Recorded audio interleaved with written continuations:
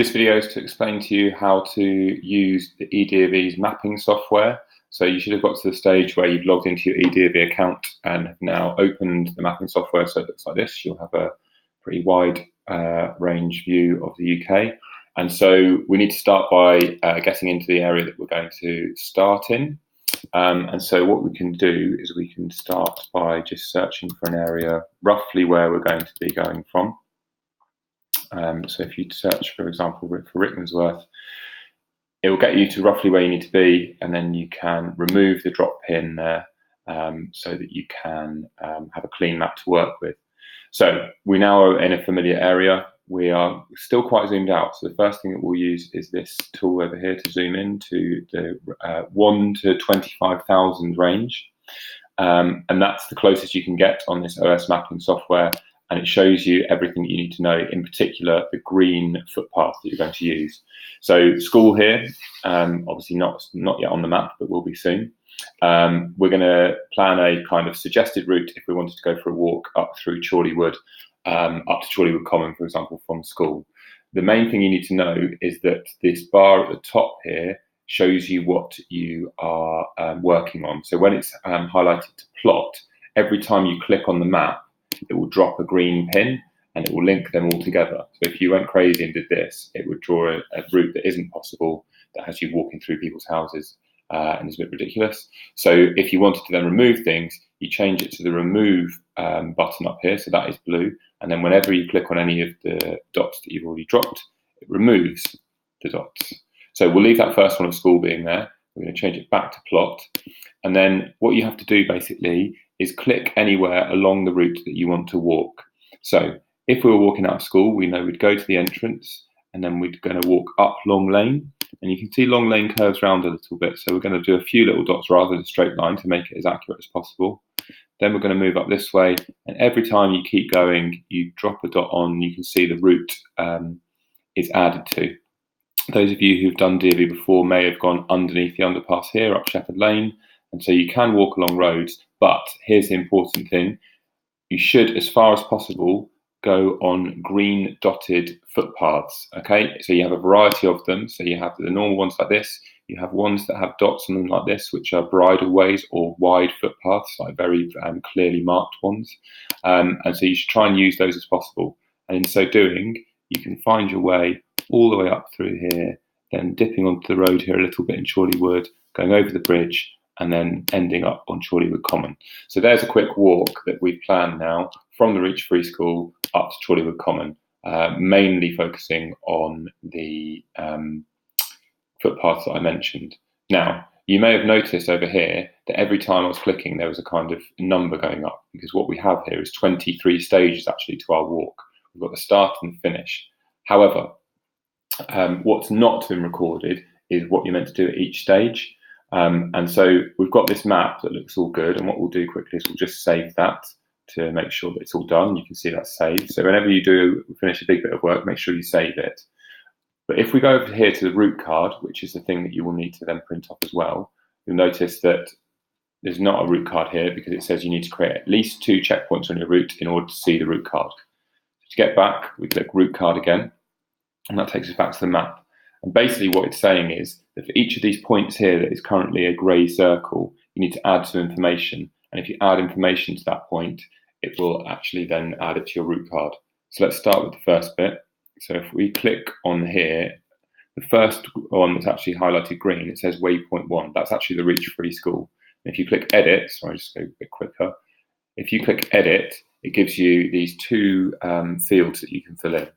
So we're going to call this the Reach Free School because that's where we are. And the description, we're going to say, start by walking out of the school site. Save. And then number 1 is change from start to the Reach Free School. Okay, so I've done 1. Then this one here, which is leaving the Reach Free School, I don't need to put anything on because I know what I'm doing there. This one is what I might need to just be clear to someone where they're going to turn into Long Lane. So I'm going to edit this and call it turn into Long Lane. Turn left to walk up, rather than up, I'm going to say northwest. I'm going to use my compass directions, northwest up long lane, save. And then you can see that it's added it there. So what you need to do once you've sketched your route out, which you should be doing based on the one that you've highlighted maybe or looked at on the map already, is whenever there's a significant change, so the next one would be here, so if I click on that there, that's where long lane turns into a footpath. So the road stops and turns into a footpath. So I'm going to edit this, which is long lane becomes footpath. Continue on long lane when it becomes a footpath. And again, that's added there. So gradually on your route, you will change all the significant points that you've made and add the information at those. So we'll obviously add one here to say walk on the footpath parallel to the M25. And you might have noticed, the eagle-eyed amongst you would notice that whenever you add information, it changes it from a circle, a grey circle, to a grey diamond. And anything that's a grey diamond and has the information, and bear in mind it needs things in both boxes, so it needs a title and a description, that will then add to your route card. So we could do that all the way along, and you have to do that a few times because obviously you need to make sure, and the more you do, the less likely you are to get lost. We'll do a quick one on the finish here, which is Chorleywood Common.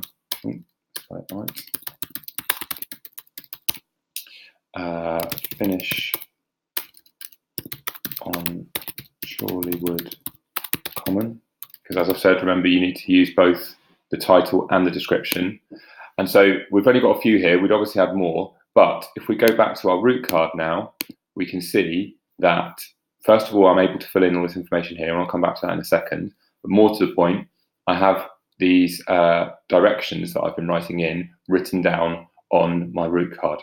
Okay, and it's given me the time, so it's going to be a 1 hour and 26-minute walk roughly. It's just under 4 kilometers. I'm going up actually in terms of altitude 105 meters, but essentially my route card's done because I've added all those things in there. The other thing you can do once you're finishing your route card is you need to fill in some details here. You actually don't have to worry about the aim of the expedition, but you do need to fill in the rest. So the names of your team members, you can put the emergency contact number. Your team name should just be your letter, so A, B, C, D, or whatever. Your setting out time, which you should agree with your teachers, depending on the date that you're going, and whether you're doing bronze, silver, or gold. I wouldn't suggest you change the speed if you're walking, although that is something that can change the time, obviously, of your walks. If you walk quicker, it's going to take you less time to do the walk. So again, once that's all done, save it. You can see that it's saved there. Go back here, and that's it.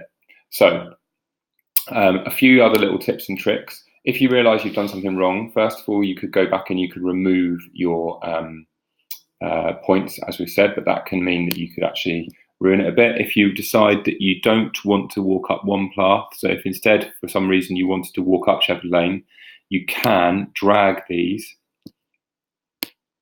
and make them a bit more, well, just change the direction you go in. That is going to mean that you have to change anything you've written on each waypoint if you've changed the direction, for example. And as I've mentioned, you should be using footpaths as much as possible, but it may be something that you want to do. And so you can change the direction if you do that. If you make a big mistake and, for example, go over here, we've said that you can remove it. You could also, if you realise straight away, you can press undo. And that is basically it. So once you've got your route done, for each day, it's saved. You should have lots of different directions here. Remember, the more directions you have, the more detail on your route card, the more the less likely you are to get lost. As long as the time frame is what you should be doing for your level. So if it's bronze, you should be walking for 6 hours, silver 7 hours, and gold 8 hours. So as long as this up here is correct, then the final thing you need to do then is you need to get your route checked. And the best way of doing that is you export the GPX file. And that will, you need to make sure you save your route. So you need to do a final save. Then you can export your GPX file. And what that will do is that will do a quick download to wherever on your device it downloads. So on my computer here, it's put to my downloads folder. That will happen on Chromebooks, for example. And that file you need to then email to your teacher. They'll be able to then have a look over your route, spot if you've made any major mistakes, if you're going on somewhere that's too dangerous, and be able to offer you some feedback. So once you've finished your route, once you've checked that all of your waypoints and points on your route here have got the information required so that your route card is nice and detailed. You can export the GPX and email it to your teacher. Okay, and once you've done all that, you should have a good route here. You can always access this, making sure you've saved it in eDofE mapping if you want. So you can work on it for a little bit, go off, come back to it. And so that should give you a bit of a basic introduction to eDofE mapping and allow you to create some routes for your DofE expedition.